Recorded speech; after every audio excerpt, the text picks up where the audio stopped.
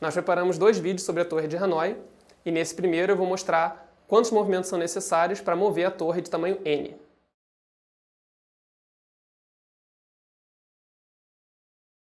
Agora a gente vai falar da Torre de Hanoi. Esse é um problema muito famoso, que talvez vocês já tenham visto, talvez quando vocês fossem crianças. Eu lembro que quando eu estava no jardim de infância tinha um desses para brincar, mas ninguém me explicou as regras, então eu não sabia o que tinha que fazer. Foi bem chato.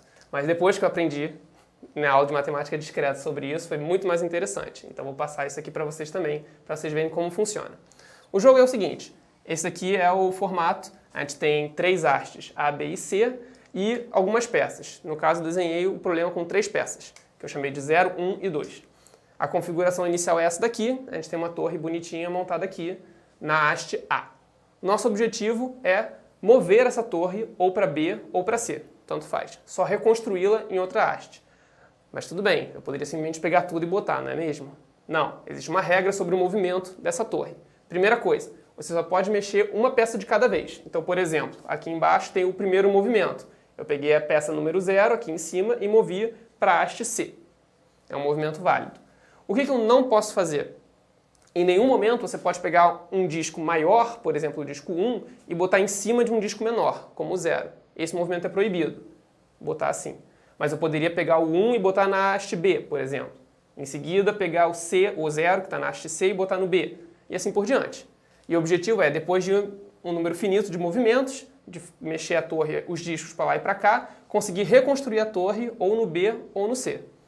Então essas são as regras. Aconselho a pausar o vídeo nesse momento para a gente tentar resolver pelo menos esse caso aqui de tamanho 3. Será que a gente consegue? Muito bem, preparei aqui uma das soluções possíveis, uma solução otimal, fazendo o menor número de movimentos possível. Está explicado aqui, 2, 3, 4, 5, 6, 7, os movimentos. Vamos acompanhar para ver se a gente fez tudo certinho. Então, o primeiro movimento foi aquele que eu falei, botar a peça 0 na haste C. Depois disso, peguei a peça número 1 e botei na B. Depois, peguei a 0 e botei em cima da 1. Depois, peguei a 2 e já botei na posição final dela. Em seguida, o 0 saiu de cima da 1, para a gente poder botar a 1 em cima da 2. E, finalmente, o 0 vai em cima, completando a torre na posição final e resolvemos o problema. Legal! A Torre de Hanoi de tamanho 3 é bem simples de ser resolvida, dá para ser resolvida em 7 movimentos. Muito bom.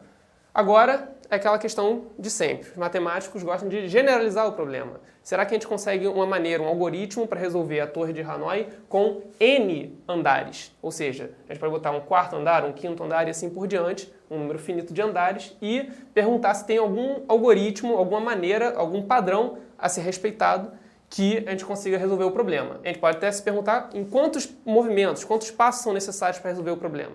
Como é que a gente faz isso? Isso é um problema clássico de matemática discreta. Tudo bem? Então vamos lá. Como é que a gente faz isso? A primeira coisa que a gente tem que fazer nesse tipo de problema é entender o que está acontecendo, qual é o padrão por detrás desse problema. E não é muito imediato, a gente tem que pensar um pouco sobre o problema para ver o que está acontecendo, mas a minha dica é que isso é um problema por indução. O que quer dizer isso? Se você sabe resolver uma torre de Hanoi de tamanho 3, então você provavelmente vai conseguir resolver uma de tamanho 4. Como assim? Bom, se a gente olhar para o nosso exemplo de tamanho 3, implicitamente tem uma torre de Hanoi de tamanho 2 sendo resolvida aqui 2 vezes. Como assim? Olha de perto a torre de Hanoi aqui. Ela tem tamanho 3, mas em cima da peça número 2 tem uma torre de Hanoi menor, de tamanho 2 aqui. E para resolver, o que eu fiz? A primeira coisa é mover essa torre daqui de tamanho 2 fora da primeira peça. Então, olha só, aqui na etapa número 3 a gente já conseguiu fazer isso. Eu tirei a torre de Hanoi menor de cima daqui. Depois é simples, pego a última peça e boto onde eu desejo, na posição final, e executo o algoritmo de mover a torre de Hanoi de tamanho 2, de tamanho menor, mais uma vez, para botar em cima da torre final. É assim que a gente resolve. Então vamos imaginar, se eu tivesse uma torre de tamanho 4, o que eu faria? Primeiro eu faria os 7 movimentos da torre de tamanho 3 para tirar ela de cima da peça original. Moveria a peça número 3, que é a 4ª peça, para a posição final, e depois faria de novo 7 movimentos para botar ela em cima. E assim por diante. É um problema indutivo, é uma indução. Tudo bem? Muito bom. Como é que a gente calcula o número de movimentos necessários? Como é que a gente faz isso? Primeiro a gente pode tentar investigar quantos são os movimentos nas torres de tamanho pequeno, para a gente ter uma ideia do que está acontecendo.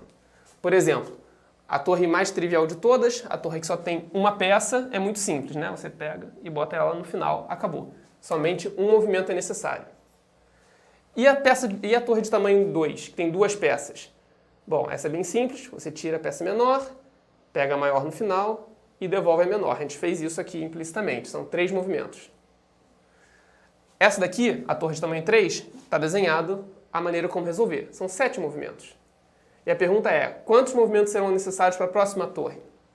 Eu expliquei já que a gente tem que fazer esse movimento 2 vezes, certo? 7 mais 7, e mover a peça original. Então seriam 14 mais 1, 15 movimentos. Você já está percebendo algum padrão aqui, nesses números? 1, 3, 7, 15, que números são esses? Bom, a resposta é que eles são potências de 2 menos 1. Como assim? Bom, as primeiras potências de 2 são as seguintes. 2 elevado a 1 é 2, menos 1 dá 1. 2 elevado a 2 é 4, menos 1 dá 3. 2 ao cubo é 8, menos 1 dá 7. 2 à quarta, menos 1, é 16 menos 1, dá 15. E assim por diante. Então, a minha afirmação, que a gente vai ter que demonstrar, é que numa torre aqui arbitrária, de tamanho n, a gente vai ter que fazer 2 elevado a n menos 1 movimentos. Vamos verificar se está certo o que eu falei.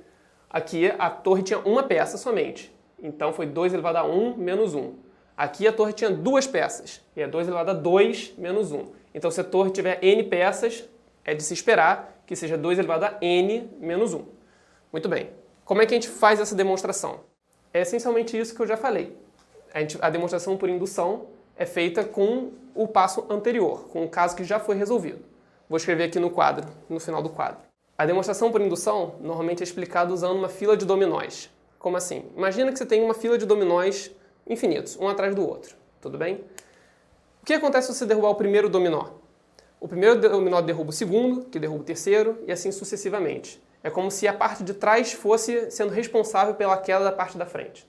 Então, como é que a gente faz uma demonstração por indução rigorosamente na matemática? Bom, a gente tem que fazer duas coisas. A gente tem que fazer o passo de indução, que é justamente provar que se vale para um certo número, por exemplo, se vale para a torre de tamanho 3, então a fórmula também vale para a torre de tamanho 4, vale para o seu sucessor. Só que a gente não vai fazer isso especificamente para 3, a gente vai fazer isso para um n arbitrário. Se vale para n, então vale para n mais 1. Esse é o passo de indução. É a parte mais difícil, normalmente, de uma demonstração por indução. E depois, tudo que a gente tem que fazer é provar o caso base. Provar que vale para o primeiro dominó, para o primeiro número, para a torre de tamanho 1, que é super trivial, a gente faz isso em 1 segundo. Uma vez feito isso, e tendo provado a hipótese de indução, ou passo de indução, a demonstração é concluída e a gente vai poder usar essa fórmula para qualquer n. Então vamos botar isso em prática. O caso base é bem simples, como eu falei. n igual a 1. Já está escrito aqui. Se você tem uma torre com uma peça só, é claro que você precisa de um movimento para resolver, certo? Então, a fórmula 2 elevado a 1 menos 1 dá 1. Está tudo bem. Muito fácil. Mas e o passo de indução? Como é que funciona? Como é que a gente faz isso? Bom, o passo de indução funciona assim. A gente tem que usar a hipótese de indução. A gente vai supor que a gente já tem o resultado válido até n. Ou seja, a gente vai supor que se a gente tem uma torre de tamanho n, a gente sabe que a gente precisa de 2 elevado a n menos 1 movimentos. Tudo bem? E o que a gente vai fazer é mostrar que para uma torre de tamanho n mais 1, a fórmula também se aplica, botando n mais 1 aqui no lugar. Como é que a gente faz isso? Bom, se eu tenho aquela torre de tamanho n mais 1, que eu vou desenhar aqui, é uma torre bastante comprida, não sei exatamente o tamanho dela, assim, n mais 1. n mais 1 andares, tudo bem? Como é que eu resolvo ela? Primeira parte é mover essa torre menor de tamanho n para fora daqui, e isso envolve, pela hipótese de indução, 2 elevado a n menos 1 movimentos. Então, vou escrever aqui, 2 elevado a n menos 1 movimentos. Depois disso, a gente tem que pegar a última peça, a maior de todas, e botar no final. Isso é mais um movimento. Finalmente, a gente pega essa torre menor de tamanho n, que está aqui, e bota em cima da peça maior. Isso tem que fazer mais 2 elevado a n menos 1 movimentos. Essa é a quantidade de movimentos que a gente tem que fazer. Vamos só simplificar essa expressão. Isso daqui é igual a 2 vezes 2 elevado a n menos 1 mais 1. Só juntei essas duas porções. Faz a distributiva. Isso aqui é 2 elevado a n mais 1 menos 2 mais 1. Menos 2 mais 1, menos 1.